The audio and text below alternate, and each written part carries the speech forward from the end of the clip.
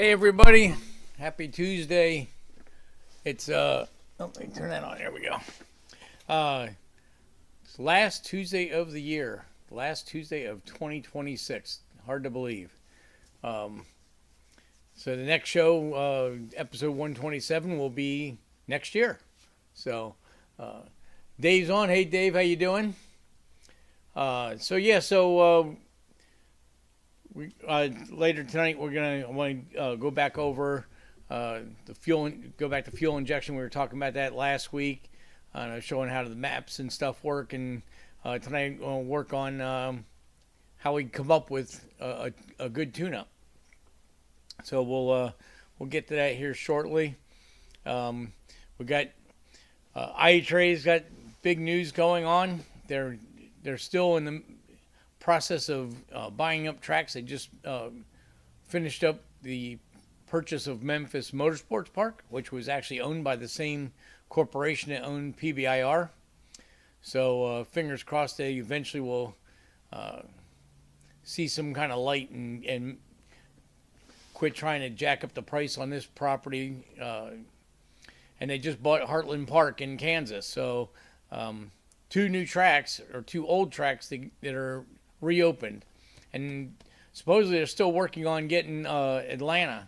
So that'll be three tracks that have been closed down, left in disrepair, and IHRA is bringing them back up. See, Ron's on. Ron Mon's been away for a while. Glad to have you back. Caught the last show of the year. So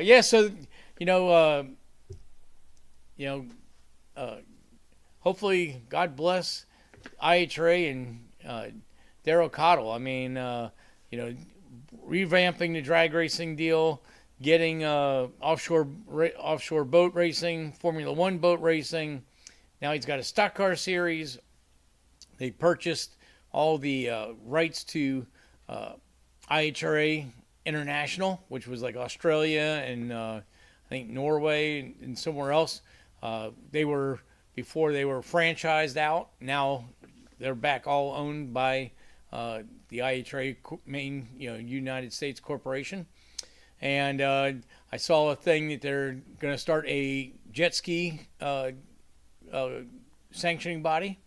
And then, like I said, Memphis and Heartland Park have both been announced that those are finalized sales, and they're still working on Atlanta, and who knows what else he's got up his sleeve. He's already bought, Maple Grove a couple weeks ago, and of course they've got all the tracks that they already had before. So definitely trying to keep motorsports alive in the USA and internationally also. So.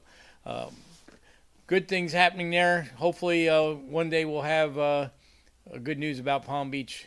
But in the meantime, we can just keep our fingers crossed and keep hoping. Commercial properties, if they keep going down, eventually at some point they're going to have to make a move on it, I would think. But hope everybody had a good Christmas. Kind of made a short week last week.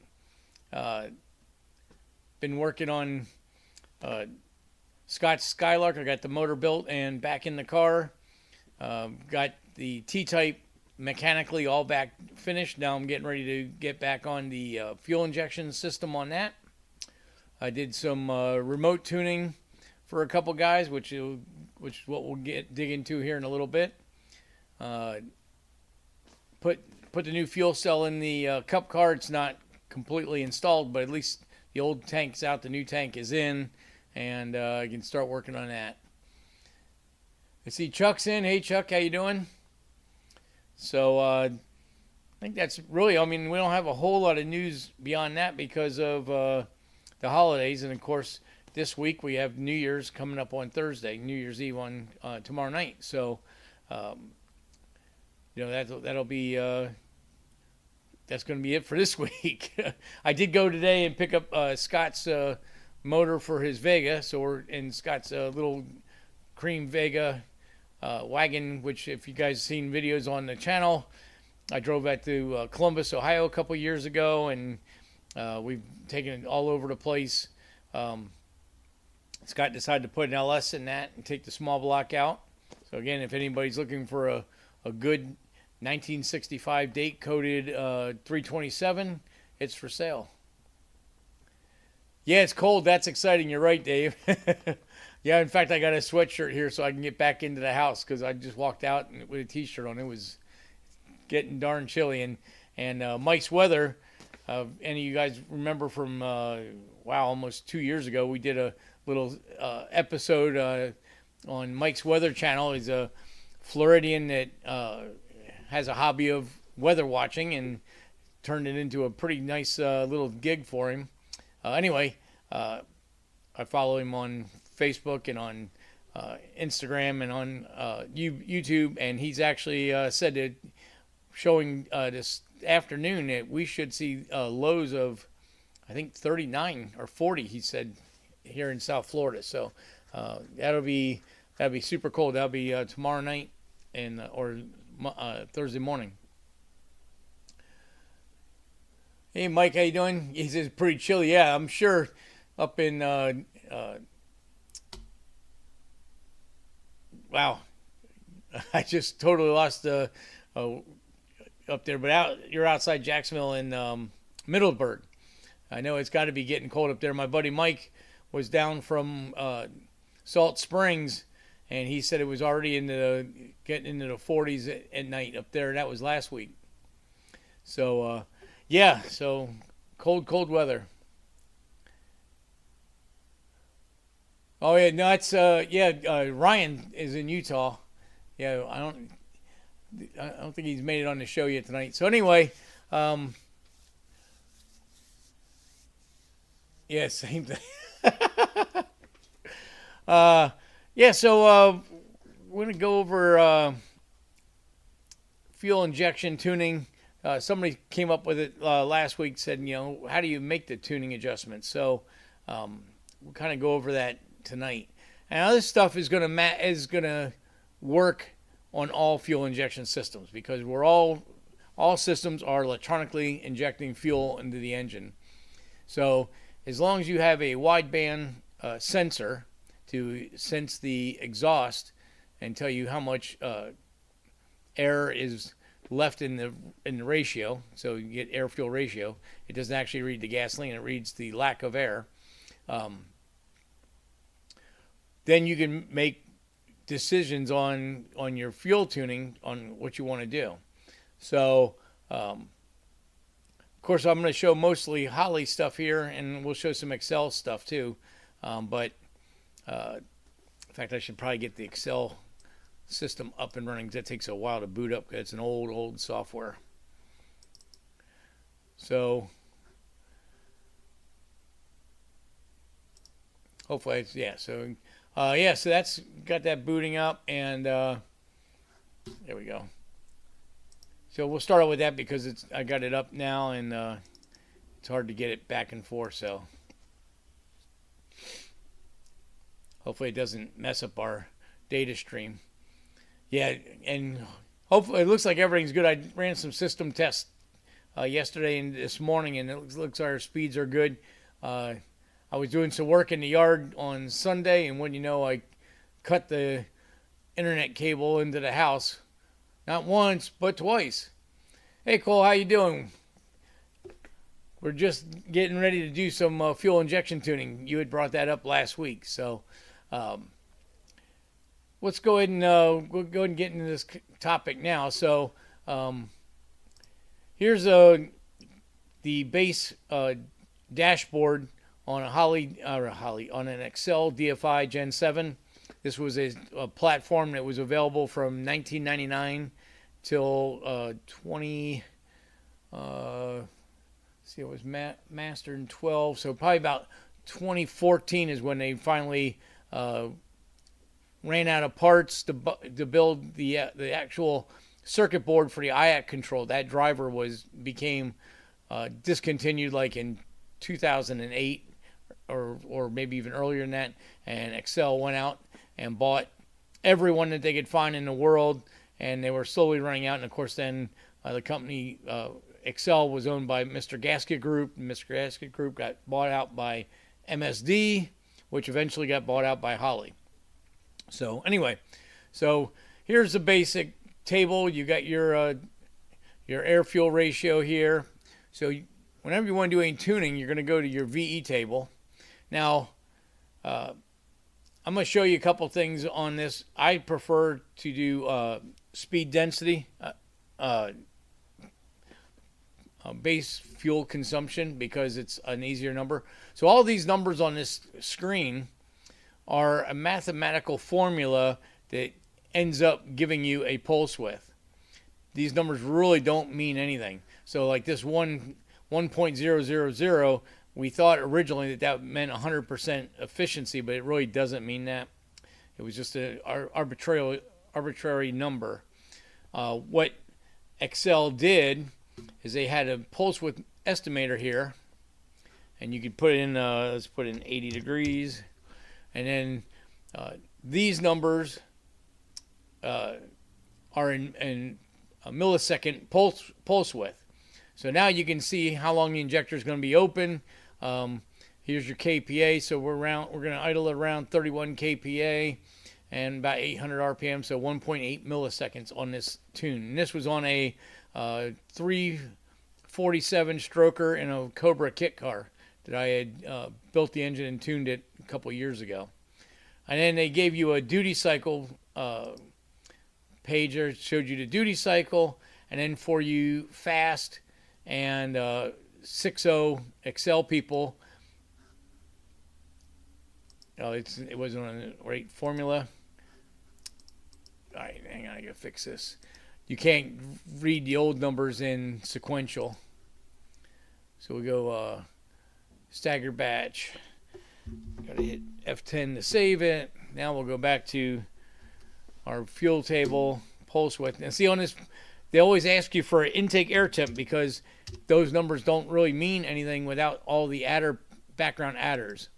So yeah, so if you had an old Excel 6.0 system, a fast classic, a fast XFI, even some of your big stuff 1, 2, and 3, they all use numbering systems from 1 to 100, and so that would be the numbers here. Once again, these numbers mean nothing to tell you how much fuel you're putting in, except for the bigger the number, the more fuel. So very hard to tune. These systems, when I was installing these, we would almost always have to dyno the engine to get a good base tune put on it. We would go through different systems, go through files, and after a while you build up a library of tunes, so then you can go through those and then go from there. Wrench sense on, did you break in the engine on the base tune? Yes, I did. And John Wally's in. Hey, John, how you doing? In wrench sense, glad you made it in.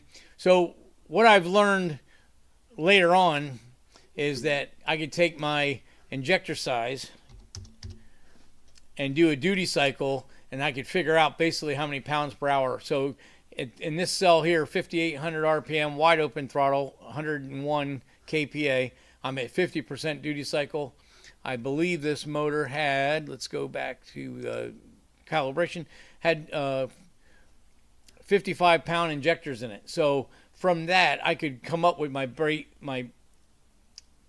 base fuel consumption number and do it backwards through duty cycle. It wasn't very easy to do, but I was able to do that. And what I would do is I would take a known good file, and I would look at what the fuel pound per hour, or the base fuel consumption, what that was set up with, and then I could kind of derive at a tune. And I got pretty good at that for the last probably 10 years. I was writing Excel DFI startup files for people, and usually within 10%, so not too bad. So that's go back to the Excel here. Let's see, where's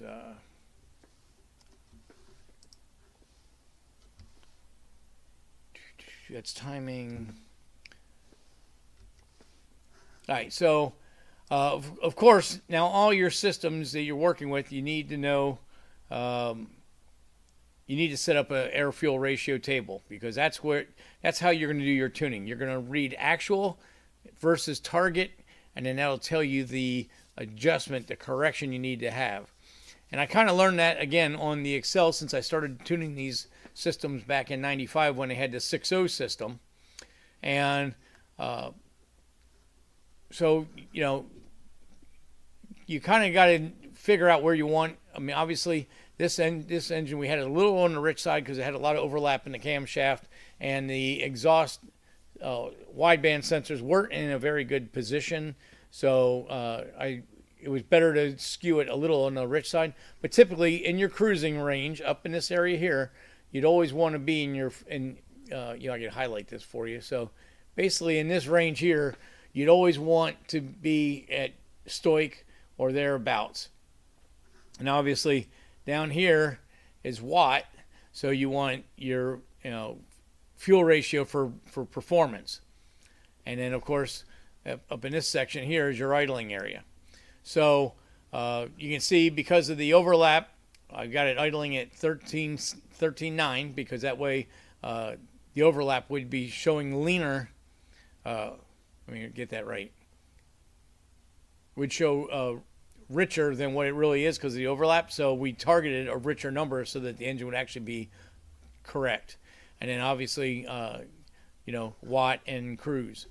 So once you have those numbers figured out, you can go back to your base fuel table, and then you can make your corrections. One of the cool things about this old Excel system, this was one of the first ones that you could rescale your map sensor. So if you had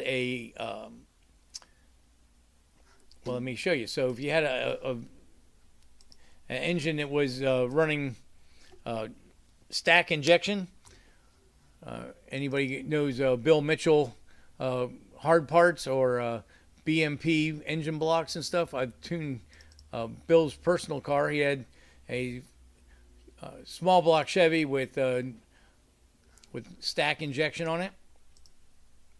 And you can see here, this is how I got around running a Hillborn type or stacked type injection system where there's very small vacuum signal, because you're running little tubes off of each port to a manifold or a log, and that's where your map sensor is. So in any fuel injection, you want to start your idling area very close to the top corner or bottom corner, depending on which way the scaling is going. On Excel, it's the highest vacuum is at the top and wide open is at the bottom. So in this area here would be where that car is going to idle at. And you have 2 cells for DXL. So what I would do on these was get the engine running, see what the idle vacuum is, and then rescale this so that we have all these cells between idle and wide open throttle. If we couldn't rescale this, it would be idling down here, and you would have all these cells up here would be useless, and that would be all of your drivability cells. So it makes it very hard to tune. A lot of EFI companies, hey Chris, you have to tell us about your race later on. All these cells down here would be for your drivability, and obviously the less columns or less rows you have, the less sensitivity you have in your system. So once again, I readjusted the map so that idle is back up at the top, and that way we get a full table of tuning. Now, what I was going to show you is one of the things I learned doing the Excel system was, if you want to make a change in your tune, down here is these 3 boxes, and they tell you all the hotkeys for this page. So if we wanted to make a fuel correction here, we could hit X, and then you can enter the value to multiply your cells by. Now what they did was pretty smart. They made 1.00, so that would be 0 correction. So anything in the negative of 0.99 or less, you're leaning the motor out. Anything more, you're adding fuel in. So it was pretty easy, and that's how I kind of learned to do the tricks on fuel tuning that I'm going to show you. So now one of the things that was not good about the Excel system was it data logging. You had to use your laptop, and you could only read 6 channels at a time. And I should go ahead and bring up one of those tables just so I can show you. Let me go ahead and pull one up here again. So that was, and just to show you guys, I still, even back in the day, I still did all my tuning with date codes. That way I knew which was the last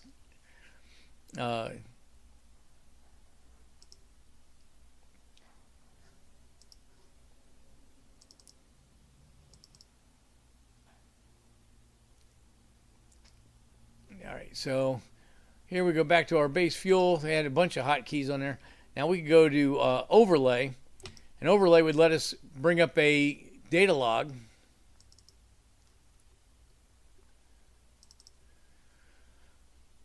And the data log would look like that. So if we went into to analyze data log,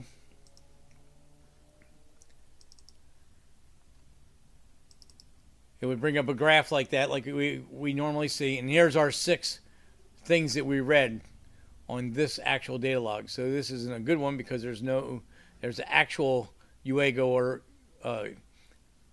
wideband, but there's no actual target. So you'd want one that, let's go back and find one that had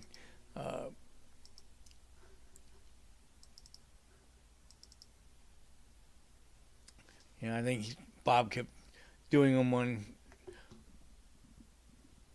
with the so here's actual, and instead of target, it's O2 feedback. So that's telling you the correction.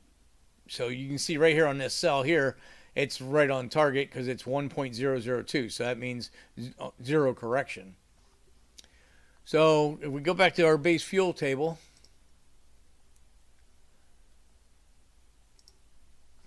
hit overlay. Now just pick one. And so here's our base fuel table. We have this light blue box here. That is where the cursor is during this timestamp in the data log. And what Excel did was they got this little red box here, and that's saying that this cell and this cell are being smoothed or averaged between those 3.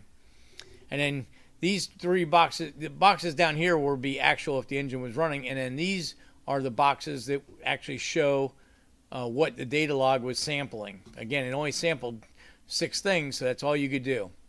And then you just use your page up, page down buttons to move the cursor. So you can see how it's going through, and you can see how the red boxes are moving. So that would show you where which way is blending in with that cell number. So you could go through your cells and figure out where you're at and what it was doing. So that's basically how the old Excel system worked. And all systems, all fuel injection systems will work like this. It just depends on what tables are available for you to see. So that's where the differences in all fuel injection is. I've said this for years. Any electronic fuel injection system will fire the injectors. If it controls timing, it will control timing, and you'll be able to drive the vehicle. What's different between each fuel injection system is the time it takes to get a base tune to when the car is actually out and driving and within 10% of correction. That time differential is how much time was spent to make the tune work properly. And that is where the differences in different EFI systems is. You can buy some low name or put together DIY systems and stuff like that, or where you can buy an ECU and you build your own harnesses. Old electromotives. There's a whole bunch of stuff out there that was like that, and they will do the same thing. It just depends on how much time it takes. The old electromotive systems I used to tune. F3A, I think, was the one system. I mean, I had one car, little Porsche. We had 36 hours of tuning time in it. The customer had to pay for that. So had he maybe done his due diligence and found a better system that was easier to tune, it would have been better.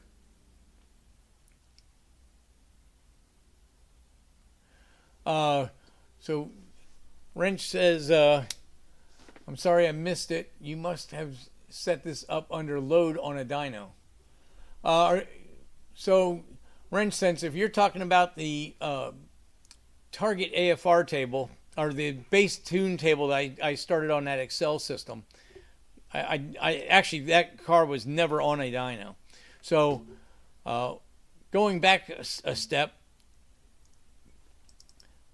this chart here is our pound per hour chart. This is telling us how many is going to help us do the math to figure out how many pounds per hour we need in our fuel injection system. So let me minimize this and bring up, I gotta get my calculator. Okay, now we'll bring that back up.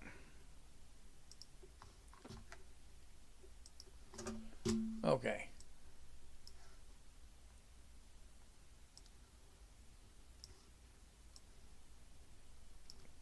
So let's go back to that Cobra kit car, 347 Ford. It didn't have the best cylinder heads and stuff on it, so we're going to use 0.5 as our brake specific fuel consumption factor. That's the factor we're going to put into our formula. And here's our formula down here. Horsepower versus brake specific fuel consumption factor equals pounds per hour. So that motor, I was estimating, made 400 horsepower. And we would go times 0.5, because that's our factor right here. And so 200 pounds per hour is the amount of fuel that is going to be required to feed a 400 horsepower engine. Now, obviously, there's outside liars there. Is the motor efficient or not efficient?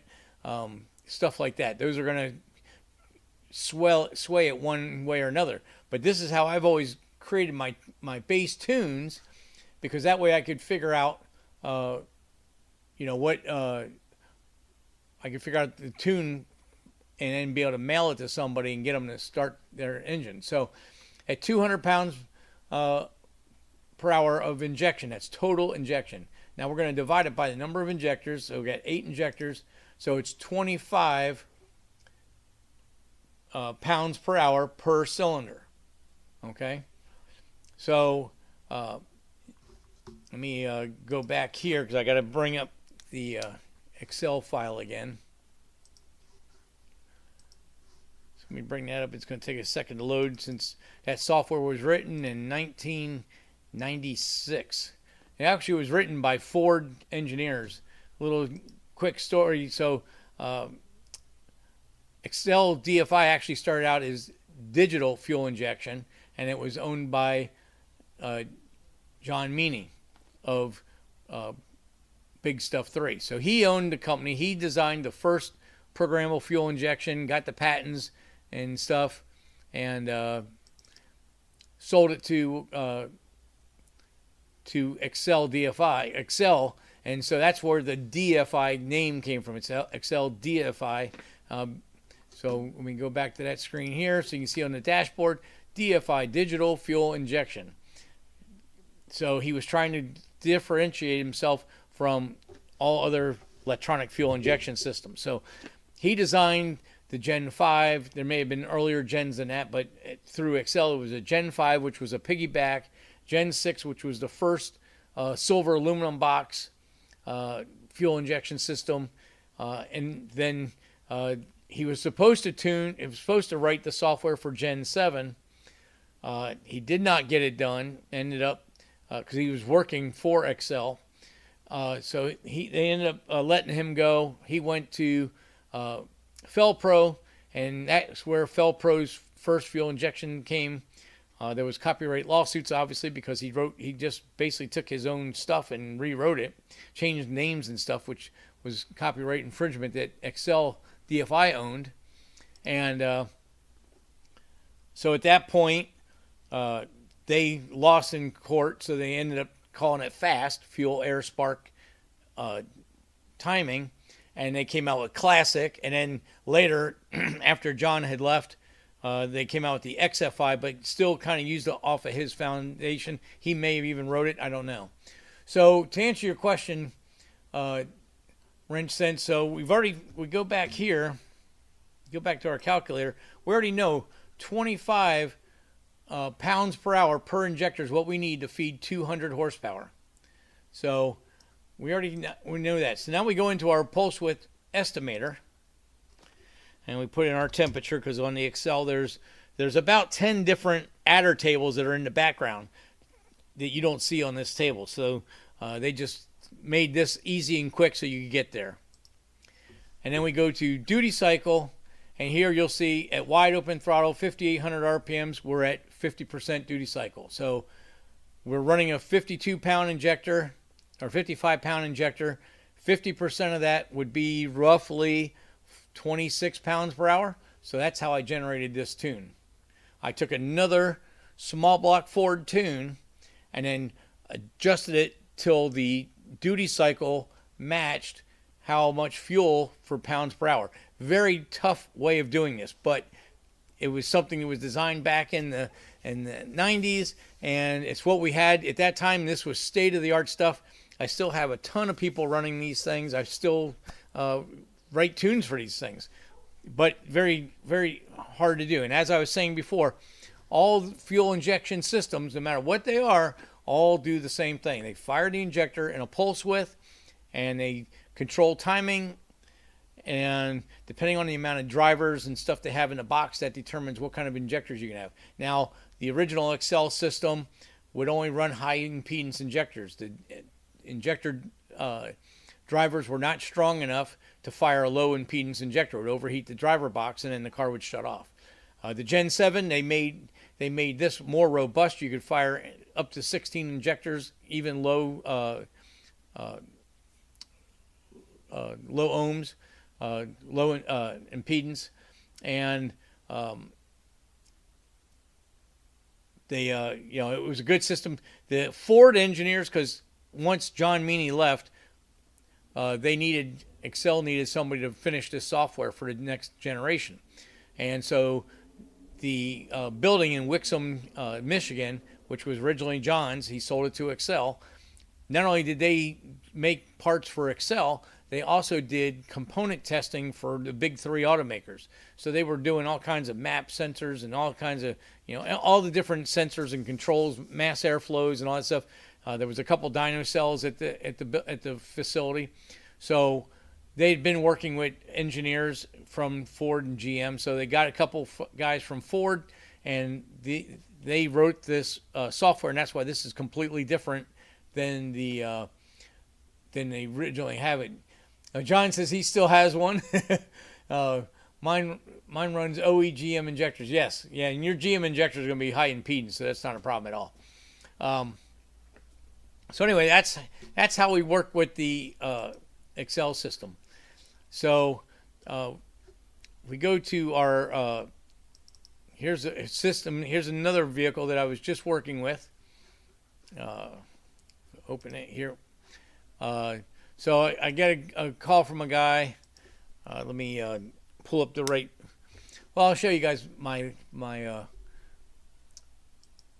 directory. Anyway, and this is really important if you're going to run fuel injection, do your own tuning. You don't have to make customer files, obviously, but you can see that every customer file I have, and this is just on one build on the this is Terminator X version 3, and so that's so you got 3 different versions with a bunch of different build codes in between as they changed. Some of the things that Holly did that was smart, the Excel did not do. One, Excel system has a let me bring you guys back up.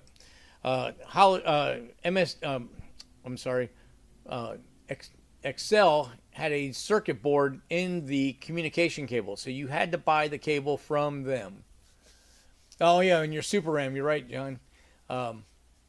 So that was kind of cumbersome because the cable, you had to buy it from Excel, and obviously now Excel, all that stuff has been discontinued for many, many years. And so now if you have a card that's got an Excel DFI in it, you don't have a cable, you can't make any adjustments. You can't even diagnose anything typically. You can, but it's really, really hard. So anyway, then Fast came out with just a straight communication cable. So does like Electromotive and a bunch of other systems. They just use a regular USB cable with a some type of weather pack or Delphi connector on the end to connect to the ECU. Makes it a lot easier. Holley went one step better and just went with a straight USB on their HP Adventure, HP, and Dominator. And then for the Terminator and Sniper, they went to a CAN bus, which the CAN bus is also, again, Holley is a little bit smarter than everybody else. They started out with CAN bus on all their systems. So with the CAN bus, you can get a CAN bus cable. You can communicate it through that, or you can communicate it through the USB. Now the lesser priced ECUs, the Terminator X platform, you have to use a CAN bus, or you have to use a dash, 3.5, a 5, a 7, a 6.86 Pro Dash, or a 12.3 Pro Dash. It's the only way you can get into the ECU unless you buy a CAN bus cable, but they're not expensive. Where the Excel DFI cables back in 2012 would be the last price sheet that would have had those in there. I think the cables were $249, so it wasn't something you'd want to lose. And of course now you can't even get them. So anyway, let me go back to the desktop here. So here's working on this build platform, and we were working on this guy Chris's CJ, and so he had already was a fairly smart individual, and he already started base tune V7, 7.1, 7.2. I don't know where he got the 7 from, but he had enough sense to keep changing the base tunes and save them, so he had different things. So he gave me those 3 files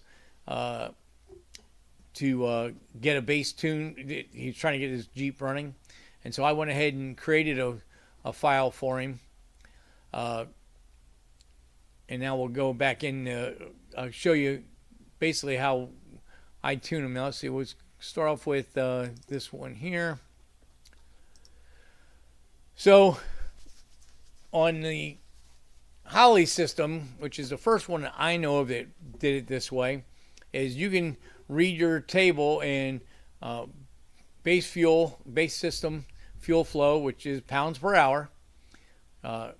Or you can read it in VE. Now, a lot of people do tune in VE. The problem with VE, to me, is that you can't use math to figure it out. So you can't send somebody a questionnaire sheet. That's what I do when I want to write a person a tune. I send them a questionnaire sheet, and it's going to ask them things like, what injector. Obviously, first of all, what ECU you have. What injectors you're using, what's your estimated horsepower, what type of ignition, what sensors you have in it, all the pertinent things that I need to be able to build a new file. So if you're going to go to VE, those numbers really don't translate into anything. The Excel system, it was a VE, but it wasn't even a real VE. It was just a numeric numbering system. But at least they gave you the pulse width estimator guide so that you could get to your duty cycle and all that stuff, so you could figure it all out. Yes, a lot of guesswork.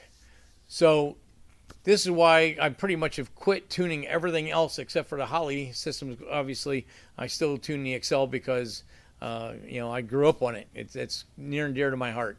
But the Excel systems are so much easier. So let's go back to the work screen here, and I'll show you how this works. So here's our base fuel table from Holley, again in pounds per hour, because now we can do our math. So bring up my calculator here. I don't remember what he told me. I think he said this motor was supposed to make 450 horsepower. So it's a let's go back here for a second. Yeah, so it's got a 5.7 LS in it. I mean, is it LS? Yes, it is. So he's got a 5.7 LS in his Jeep CJ. So these are just your system parameters. Just give you computer settings. So what ECU we're using, what parameters. So we got number of cylinders, engine displacement, stoic value. Here's our load sensing. You got alpha N, you got combo, VE base, VE combo, and maybe I should go over these real quick before we get into any more tuning stuff. So alpha N is TPS versus RPM. So there's no map sensor needed, no mass airflow sensor needed. Wherever your throttle position sensor is versus RPM, that's what the fuel is going to be. The problem with alpha N is there's no way of knowing load. So, just because you got the throttle at half throttle at 1800 RPMs doesn't mean you're accelerating harder. You could be trying to climb a hill. So it's very, very hard to tune alpha N.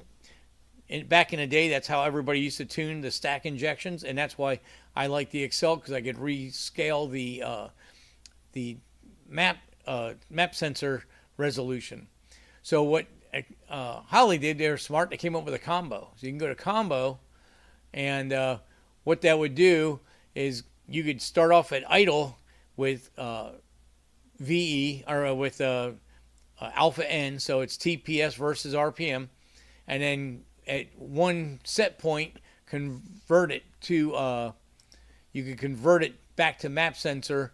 And so if you had an engine that had a very bad vacuum signal, you could tune it on alpha N, and then as soon as the signal started getting good, usually 2500, 3000 RPM, you could switch back to map sensor, and then you would get your load sensing. So pretty good. Again, I don't always do it that way. I'd rather just rescale the map sensor. And then you got your injector information. This one, the injectors he bought, he was in California and he couldn't get Holley injectors for some reason, so he bought, I think these are snake eaters or something. Nevertheless, one of the things that you have to put in on the Holley system that you didn't have to do the Excel is you need to put the injector off time. This is very critical. So what the injector off time is how much off time the injector needs at a certain voltage. You can see at high voltage it needs very little time, but at low voltage it needs a lot of time to make the adjustment from open to close on the injector. So this is really important information, and they do a really nice job of giving you plenty of options. Here's all Terminator X injectors. You got Holley regular injectors. You got old Excel injectors. You got Fuel Injection Clinic. You got Siemens Deca. You've got GM by GM part numbers. Some Bosch, some Fords, Ford Racing, Mopar, and of course custom. So you can pretty much find an injector for you. Now, this does not show any of the racing injectors. If you were in a HP or Dominator, you would also see atomizers and some of the other big methanol injectors. They already have all the data is already in here for you. You just click your injector and you're good to go. So and you can see like all these FICs, Fuel Injection Clinic out of Hope Sound, Florida. They have an H behind them, 2150 cc H, because these are all high impedance. One of the setbacks of the Terminator X is it will only do high impedance injectors unless you use an external injector box.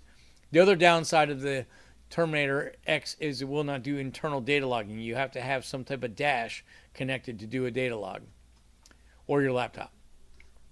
So anyway, let's go back to our base fuel table. There we go. So to do again, we go back to this. So I think he told me he was hoping to make 450 horsepower times 0.5. That's our brake specific, 225 pounds per hour, and we're going to divide it by 8. And so 28-pound injector, he's got a 36-pound injector. So we know we're pretty good. But let's go back to this 225. Let me clear this and go back. So 450 horsepower times our our base fuel consumption factor of 0.5, because it's naturally aspirated. 225 pounds of fuel is what's going to be required. So what I do right here is our table. So 6,200, I've got 216, 228. So we're right in that range of the 225 pound per hour injector. So all I did when I generated this table is I opened the global file, base file, went to GM, went to LS, picked an LS engine, 24X, this motor's a 24X. And we go back and look at our base fuel table, and see now these now this is on volumetric efficiency. I want to show you how crazy this is. So these numbers up here, 107%. So I guess it's saying the motor is super efficient, and it's idling at 60%. You know, those numbers really don't correlate to anything. And if you look at your graph, well, that graph isn't too weird. Some of these VE table graphs are really crazy. But let's go ahead and switch this to base speed density. And now we can go back to our base fuel table. And so this table is a little rich. They're calling out for 250 pounds per hour of fuel. So all I do is take this table and highlight it, and then I use the keys. So control and down is a 1% change, and control and left is a 10% change, 5% change. So all I do is make a couple clicks on the table, and there, now I end up with my numbers where I want them. Actually, I clicked it too many times. Copy this, and then open another file, open the original file that we were working on.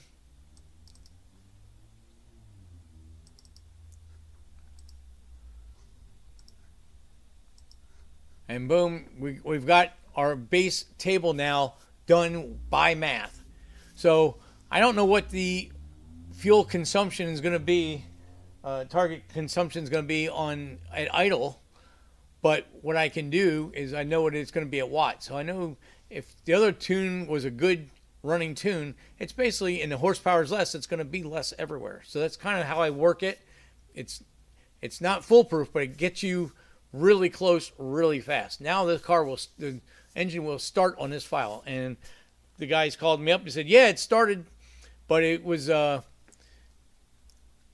let me go back one file. So the original file I started with was this one.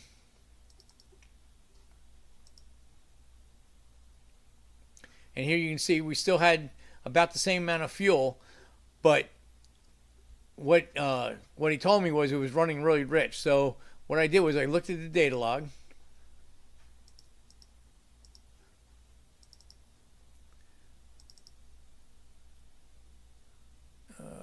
So is that the one I used?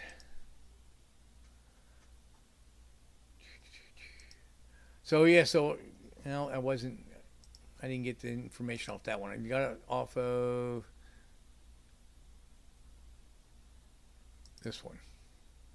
So he sent me this one. He put one of his files in there that actually started and ran. It didn't run very good, but it ran. So what I did was I look at this file, I look at RPM, and I look at map. So when on the file that he had that would make the engine run, it's idling at 54 kPa.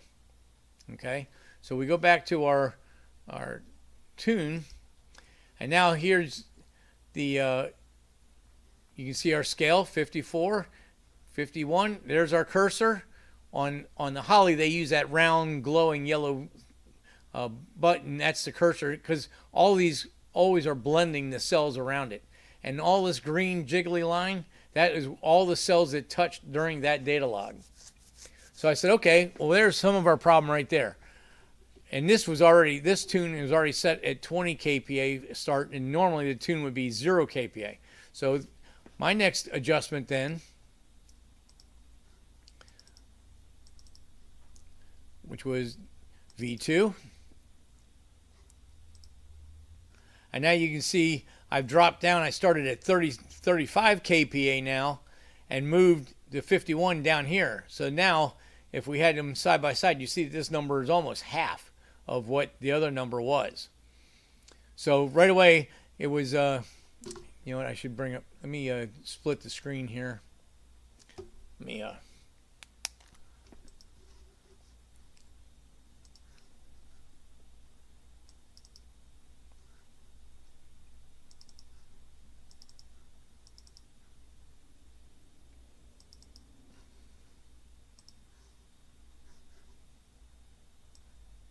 take me a second just to get this all set up here.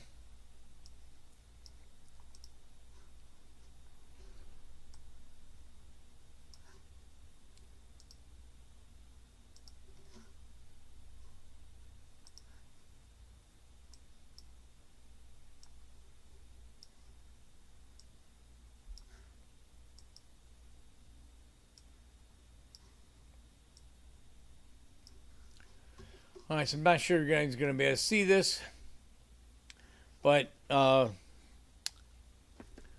so here at 54 kPa and 1200 RPMs, it was putting in 5 pounds of fuel.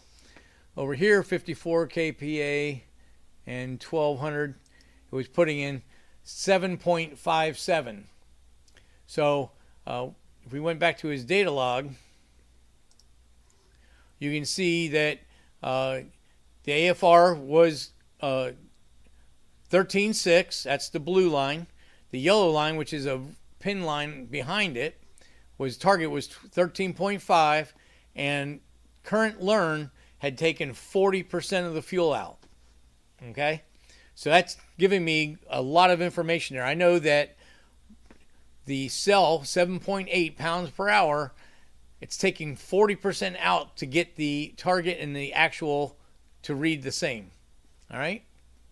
So that's what I did here is I dropped it from 7.57 by moving the vacuum down to give us more area of tuning. We dropped that cell down to 502. So that immediately made the next run that much cleaner for him. So another thing you can do here, let me bring the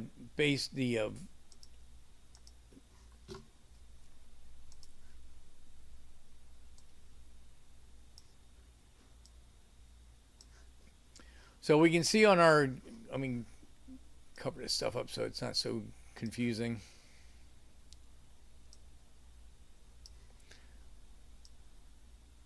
All right, so we can look on our data log, and the beauty of Holly is it data logs the entire computer. Remember I said back on the old Excel DFI it would only do 6 items of all the items in the computer. Anyway, so here we're running,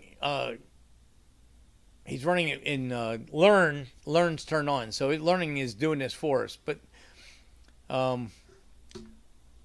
typically what you'd want to do is say your actual AFR is 12.5 and you want your target is 13.57.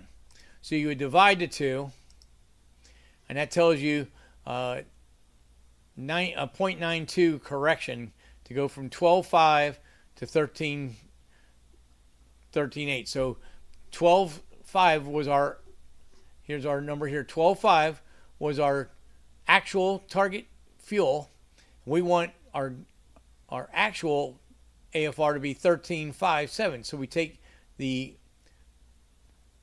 the actual time divided by target, and it says 0.92. So that's 8% correction. So we know we need to, whatever value this cell is on, we need to reduce it by 8%. So what we would do, get rid of some of these here. Say we're idling in this area here, and we need to make that kind of correction. So we'd go in, we'd highlight an area like that, because you know the cursor is going to be bouncing around, right? So on the whether it's Holly or Excel, you get in your channel. So here on Excel, you would hit the X key, and then you would put in the math. In the Holly system, you go to offset selection, and then you go. You can go by percentage or count. So we would go -8%. Hit OK. Yeah, that didn't work out. Undo it. Okay, so let me do that again. Offset.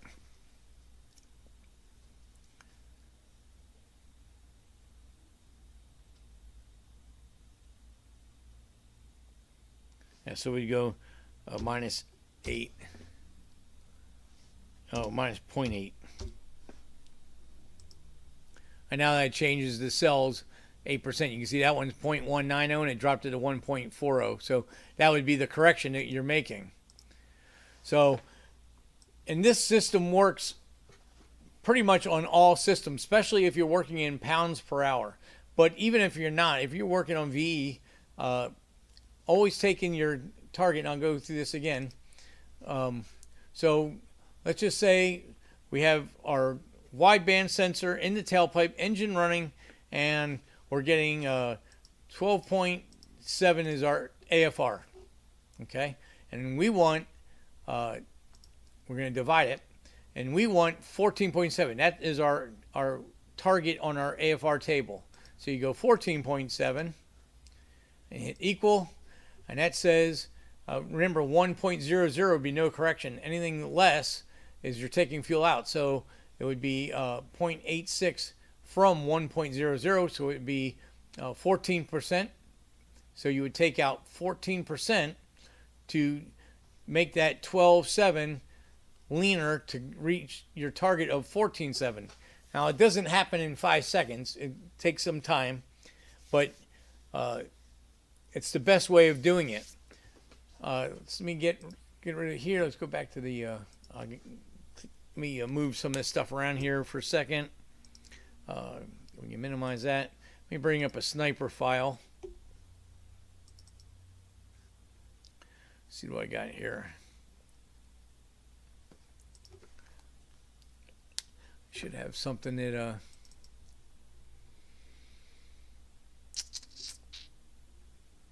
trying to figure out one I would have that we did Joe might, nope, nothing under Joe's.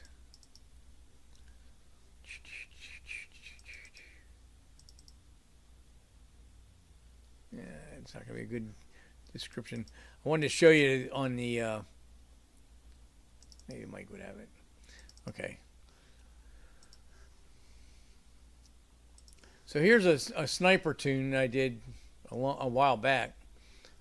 So the file name on this is 4150_4_ZAA. So that is a sniper wizard file.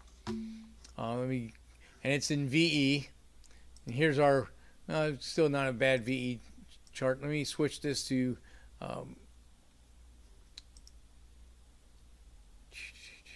this one is old. This is the older software. It won't even let us do that. All right. So, see if I have a data log for this.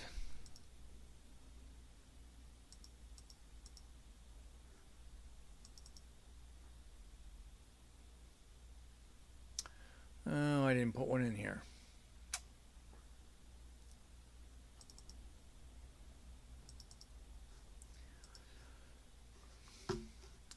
Anyway, what I was going to show you was, well, let's go to learn. See if nope, this one didn't have any learn. Let me switch files because it's going to be better to see what's going on here.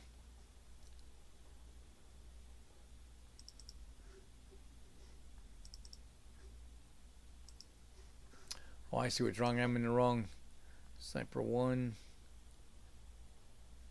Oh, let's go to sniper 2. It's going to be better.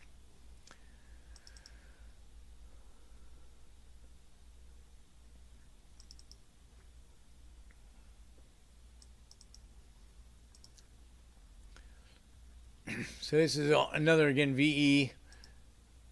All right, so that one didn't have any learning. Let's go find one with learning on it.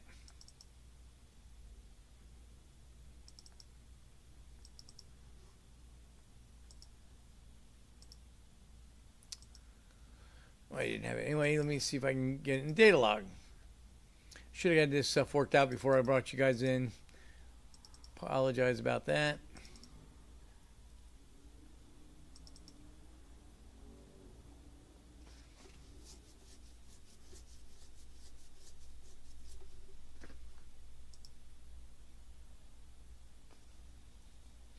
And we can use that. That'll work.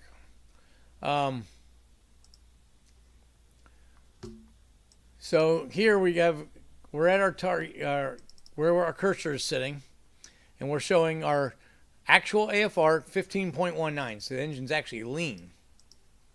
We're going to divide it by our target 14.65. And now we have to put in 3.5% fuel to make that go. So we would go to our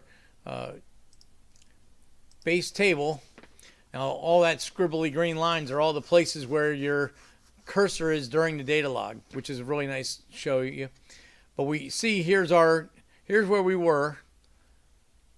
And so what we'd have to do is change these numbers by 3.5%, make them bigger, and that would put more fuel in the motor.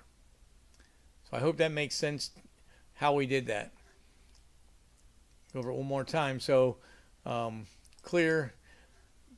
Our actual was 14.19. Our target is 14.65 equals, so 1.036.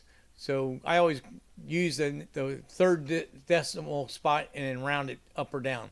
So it'd be 3.5 or 4% correction.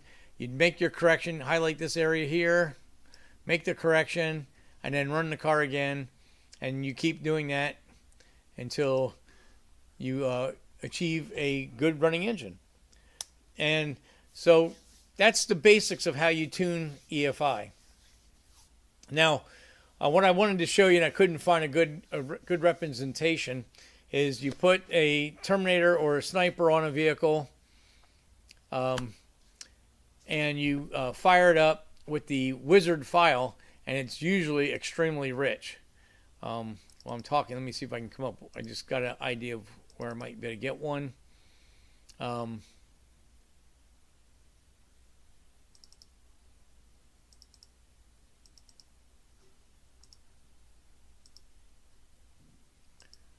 me see. But that's how you do it. And it works, like I said, it works on all systems. It just depends on you know, how it's going, stuff like that.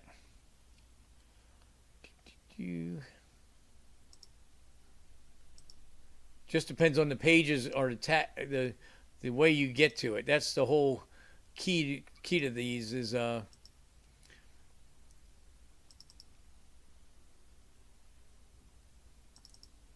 sorry, I can't do two things at once. It didn't have anything on there. Shit. Anyway, a lot of times you would see you start it up and it goes into a closed loop and then to learn. They both turn green and the computer starts trying to fix itself. So I usually start it up, let it warm up because you got to set your IAC in idle speed. And I think we've gone over that before, but you always want your IAC near zero with the engine fully warm in neutral with no load on it. And that way you've got 0 to 100% correction with IAC. You want all that correction for stall saving, cold start warm up, AC engage, engine dropping into gear, all those things. All those things create more load, and so to make the engine idle at the same speed, the IAC has to open to overcome the load and keep the target idle at the same thing. So anyway, while I'm doing that, the engine's sitting there running. It's in running closed loop. Learning is doing it. So what I would typically do then, and I didn't get all those tunes are in my laptop, but typically, say this whole area here, you would see minus 40. So it's telling you that the tune is 40% too much fuel. So at that point, because it is a wizard tune. Actually, I wouldn't go out that far. I'd probably go to 1200. I would look at my top number and see where that is compared to my brake specific fuel consumption number. So if my factor number was 250 and it's 300, well, I know this entire map is too rich. So what I would do then is just highlight the entire map and bring it down to my watt fueling is correct.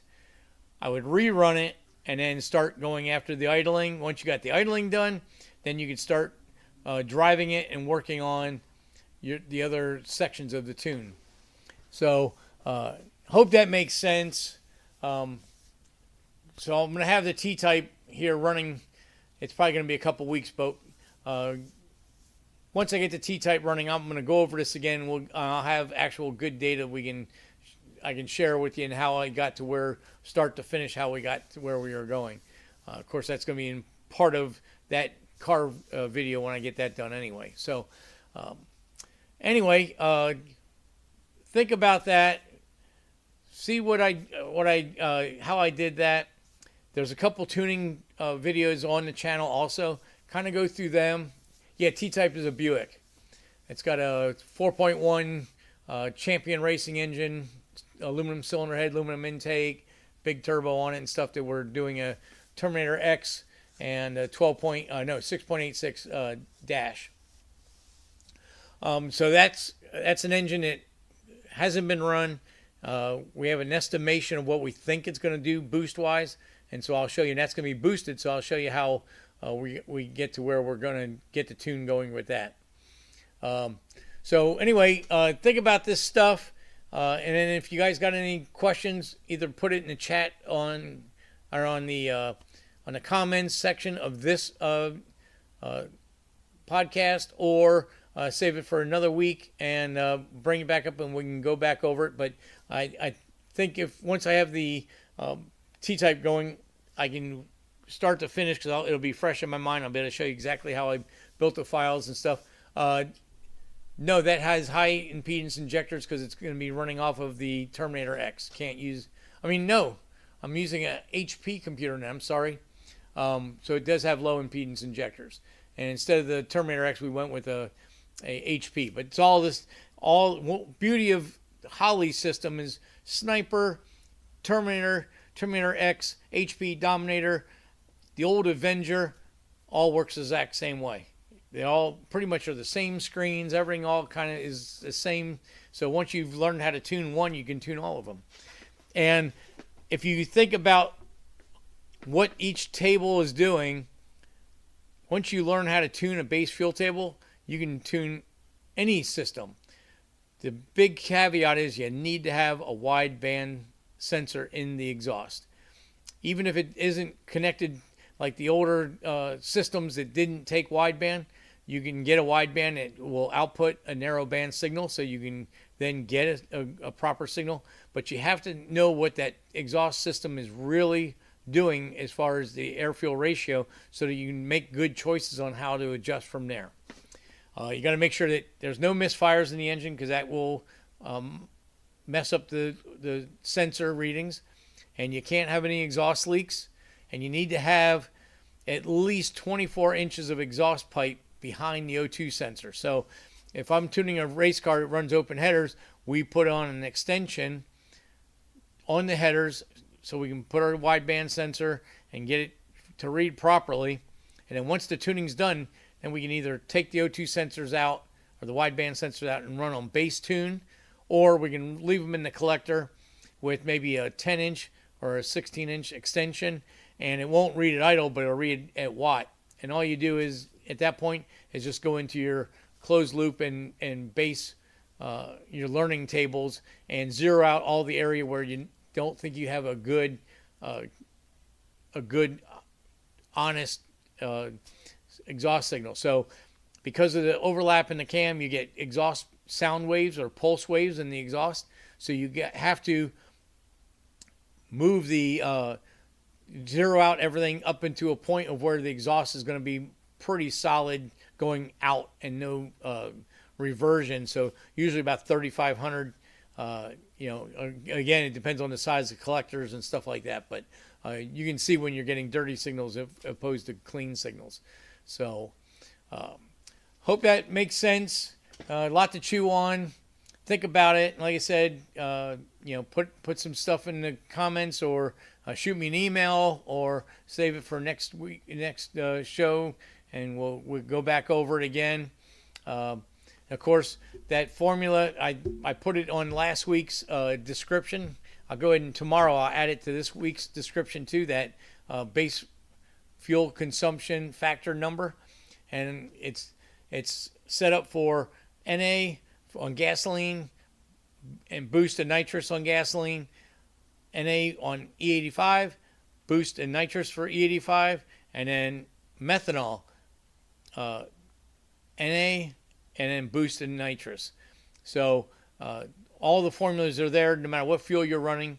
And if you ever do a mechanical injection system, guess what? That is the exact way that they do the nozzle sizes and the pump sizes, by doing pounds per hour of fuel consumption. So you'll see fuel pumps all the time in either pounds or gallons per hour of flow, and that's why that's there, because you can use your pounds per hour by a factor by using the horsepower and using the BSCF factor to figure out how many pounds per hour you need for your engine.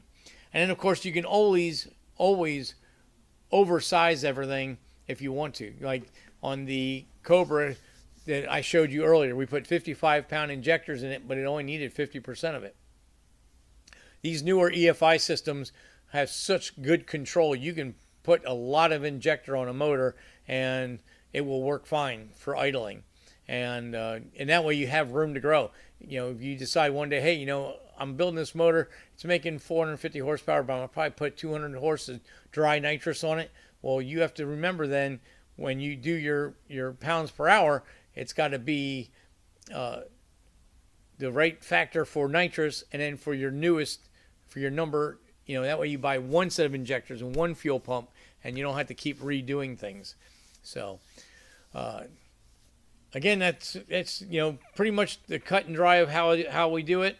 On the Buick, I will not only show you guys on the channel on a live podcast, but I'm also going to do a new Holly tuning video too, because the ones that are on there aren't start to finish on tuning. So I'm going to make one. It's a start to finish how to.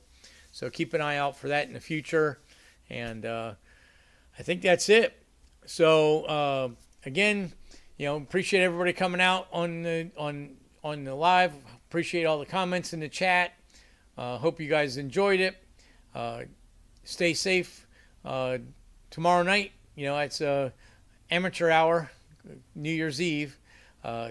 Typically a night I stay home and just stay at home. Try not to get in any of the craziness that goes on out in the public. But that's it. So remember, hit the like button, subscribe, share with your friends. We need help with the algorithm. We're almost to 2,000 subscribers. I really appreciate it. We're over 7,000 comments or 7,000 watch hours. I forgot. I'll go over that stuff next week. I didn't remember that. But anyway, I appreciate you guys all coming out and doing this with me. And, we'll do it again. It'll be next year, next time I see you guys. So have a safe one, and we'll see everybody next year. See ya.